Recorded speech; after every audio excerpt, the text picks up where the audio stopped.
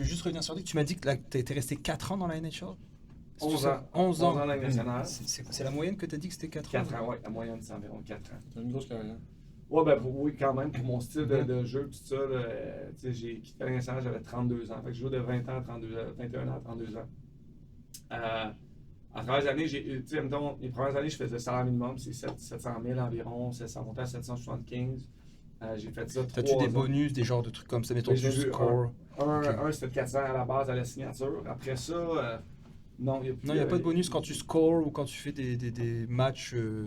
Non. Non, ok, je pensais. En Russie, il y en avait. En Ok. Russie, on en a fait beaucoup, les roubles étaient super, mais dans la Ligue nationale, non, c'est moins. Ok. Il y en a qui Mais l'ont. les vedettes en ont, là-dessus. Ouais, oui. Ouais, Mais- des bonnies dans le contrat, me semble. là, tu Ça vois. veut-tu dire que Maxime n'est pas une vedette? Oui, vraiment. C'était en bataille que ça se comptait. C'est ça.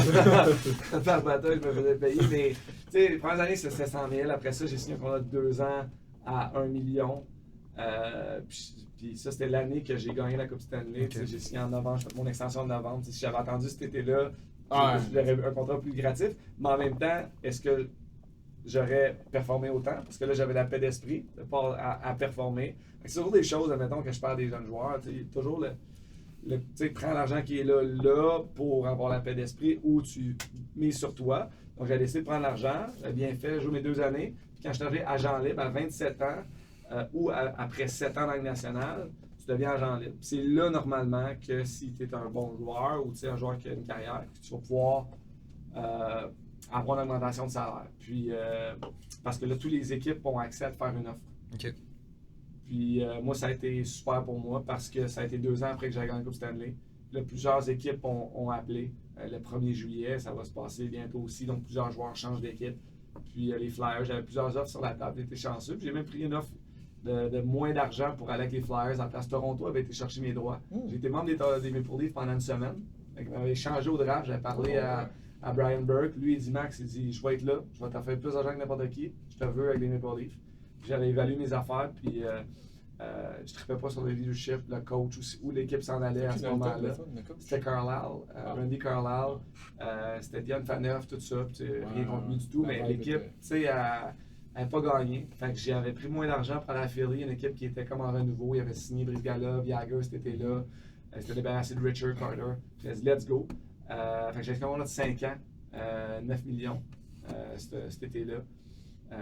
9 millions pour 5 ans ou 9? Ouais, non, 9 millions pour 5 ans. Ok. Fait que c'était comme 1,850 par année.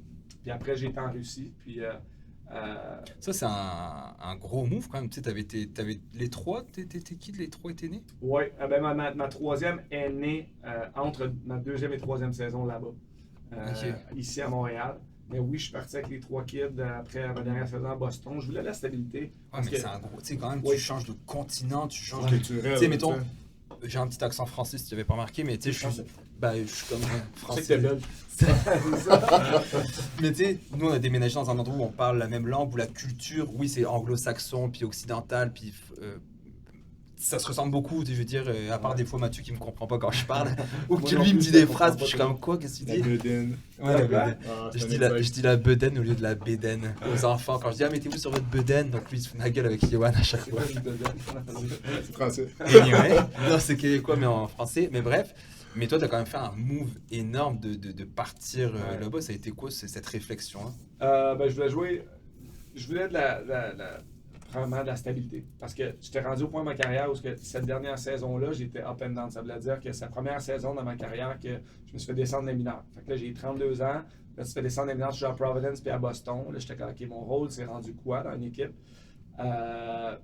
Puis je voulais pas faire up and down, j'avais 2 enfants. Là, tu sais pas dans quelle équipe tu joues le matin soir. Donc, j'ai dit, la deuxième meilleure option, la meilleure ligue, c'est la KHL. Puis ils ont appelé très tôt dans le processus. Au mois d'avril, là, ma saison finissait. Ils ont appelé Max, tu viendrais te jouer. Là, je fais OK, non, tu sais, je sais pas trop. Je me suis informé. J'ai appelé tous les vétérans de l'équipe. J'ai appelé des gars qui avaient déjà. J'ai fait mes devoirs. Puis vraiment, ça a été financièrement la meilleure décision que j'ai faite de ma vie. Non, ouais. Parce que ça a changé ma vie financière. Ils payaient là-bas quand même. là. Exact. Tu faisais plus que. Non, tu faisais pas plus que la J'ai NHL. fait plus d'argent que dans la nationale mes meilleures années. Parce que tu as 13% d'impôts. Ouais, bah oui. Tu faisais 7% d'intérêt dans mon compte chèque. Tax-free. Fait que c'est comme 14% tax-free. Tu as des bonnies de performance, tu as des bonnies de match, tu t'en vas en série. Tu sais, c'était.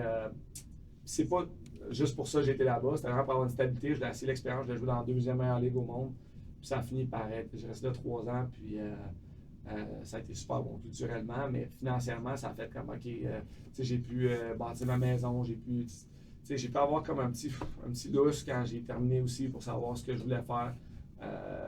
Donc, ça a été vraiment bien. Écoute, C'est cool, hein. je suis surpris dans ma tête. C'était comme le deuxième choix, puis c'était comme bon, bah ok, je vais aller faire un 100 000 par année là-bas. Là. Ouais, non, mais en Suisse, c'est la deuxième meilleure ligue, mettons, en Europe. En Suisse, ça va avoir quelques 100 000 par année. En Russie, tu sais, les. L'argent du pétrole est là. Puis tout, Exact. Ben, c'est toutes des pertes, en fait. Les équipes, les organisations perdent tout l'argent. Il n'y a pas de deal télé. Les arénas, moi, je joue dans des équipes. Tu choisis ton équipe, là. Tu peux pas aller dans toutes les équipes. Ouais, c'est des histoires d'horreur aussi. Exact. Rachel. Exact. Mais tu choisis des équipes de qualité. Puis après ça, ben, c'est tous des chums à poutine un peu. C'est des sponsors, des choses comme ça. Moi, je jouais pour Locomotive. Fait que c'était tous les trains, mettons, de la Russie qui étaient propriétaires de l'équipe. Puis là, tu délais avec le président de l'équipe qui était lui un ami de Poutine. Puis écoute, moi, je rentre dans cette culture-là à pieds joints. Je dis let's go, boys. Puis tu sais, ça peut être très froid, très. Moi, le premier jour, là, je soupais chez des joueurs russes à manger du poisson, puis à boire de la vodka. Puis, OK, boys, personne ne parlait en anglais, là, même tous les Russes, là, vétérans de cette équipe-là. Puis ça, tu sais, il faut que tu travailles. Oui, exact. Il faut que tu travailles, il faut une belle attitude. Puis, tu sais, j'avais un autre joueur dans mon équipe, pas de ami, qui lui, tu sais, il voulait pas faire les tests physiques, et puis, tu sais, les Russes, ils n'ont pas de temps prendre dans l'équipe. Moi, ça a bien été. Ça fitait avec qui j'étais. On a vécu des beaux moments. Là. Ça a été quand même compliqué parfois, là, surtout la dernière année à Moscou. Là, ma femme, mes 3 enfants, c'était pas simple. Là, le chauffeur pour faire 45 minutes de route pour aller à la pratique au game. Ma femme qui était là après les taxis pour aller à 2 écoles différentes. Dans le temps, on était sur la rue du Red Square. C'était super, mais c'était demandant, surtout pour elle. La logistique était difficile. Là. Moi, je m'en vais à l'arena m'amuser avec des chums. Puis, t'essaies d'apprendre, puis là, t'as des gars qui parlent anglais, puis ça, elle s'en va à l'épicerie, tu t'en vas avec ton téléphone, translate, puis là, pas d'amis là-bas. Vivre une solitude un peu. Là. Ouais, fait que c'était plus compliqué pour la famille, mais on regarde avec du recul, ça a été super. J'ai quelques questions parce que, avec l'île. Tu peux ouvrir, de toute façon, je trouve ça dégueulasse. La semaine produit. Super.